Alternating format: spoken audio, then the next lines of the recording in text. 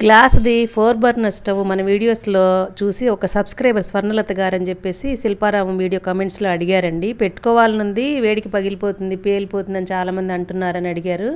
అలాగే మా ఫ్రెండ్స్ ఫ్యామిలీస్లో కూడా కొంతమంది అసలు యూజ్ఫుల్లేనా, ఇది వెనక్కి కలిపేటప్పుడు ముందు చేతులు కాలిపోతున్నాయి, అవసరం అని అడిగారు. కొంచెం కేర్ఫుల్గా ఉంటే మనకి అలాగేం కాదండి.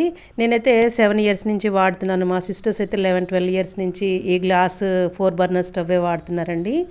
ఏం ప్రాబ్లం రాలేదు ఇప్పటివరకు అయితే, పగలటాలు పేలటాలు అవి ఏం రాలేదు. అలాగే మనకి ఈ స్టవ్ యూస్ఫుల్ విషయానికి వస్తే కనుక జాబ్ హోల్డర్స్, పిల్లలతో ఉన్నవాళ్ళు, చిన్న చిన్న పిల్లలతో ఫ్రీక్వెంట్గా పూజలు ఏదో ఫంక్షన్స్ చేసుకునేవాళ్ళు, బిజీగా ఉండేవాళ్ళకి మాత్రం కంపల్సరీ యూజ్ అవుతుందండి. ఇలా కూరగాయలన్నీ తరిగి పెట్టేసుకుంటే మనం గంటలో చేసే వంట పావు గంటలో అయిపోతుంది అనమాట. పూర్వకాలం వాళ్ళకి, మన పెద్దవాళ్ళందరికీ పాపం ఇలాంటి ఫెసిలిటీస్ లేక చాలా ఇబ్బందులు పడ్డారు. మనకు అవకాశాలు ఉన్నాయి కదా, చక్కగా ఎంజాయ్ చేద్దాం. Thank you for watching.